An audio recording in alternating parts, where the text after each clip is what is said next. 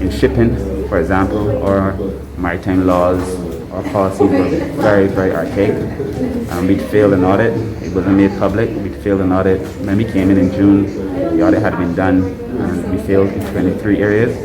We've been able to systematically work to improve those. Of course, I would like to see those continue. I trust Minister Forde will do a good job. The issues pertaining to our marine protected areas, which is essential.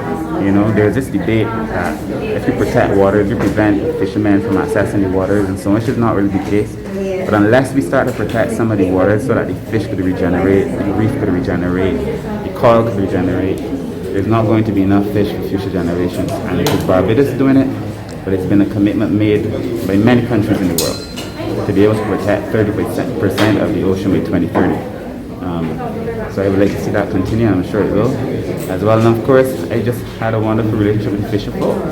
And to me, I think we did a lot of work in modernizing the market, in prioritizing the industry, in getting the jetties ready, and so on. So to continue that would also be very important to us, to make sure that we continue to modernize the industry.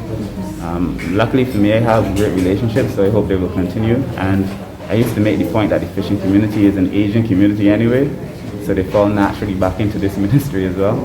But to be able to modernize the fishing industry, make sure that they have the necessary haul out, the necessary slip bait, that the boats are protected, to have legislation that allows them to have insurance, to modernize the vessels through the lease-to-own arrangements. Those are the things I would like to see continue. And I trust Minister Forde will do a wonderful job. And then the last thing, I think it's going to be important to continue the debt swap.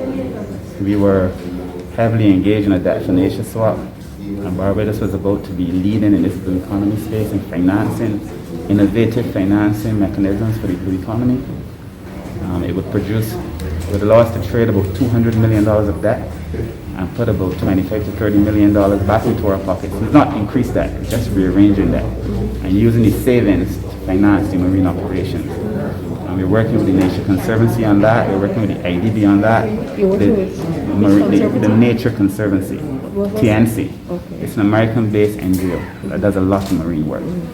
And the IDB, and our model, we believe, will be the most innovative financing model for the blue economy, and will be international front page news. So those are some of the things, but I'm excited, and I trust Minister Forde will do an amazing job.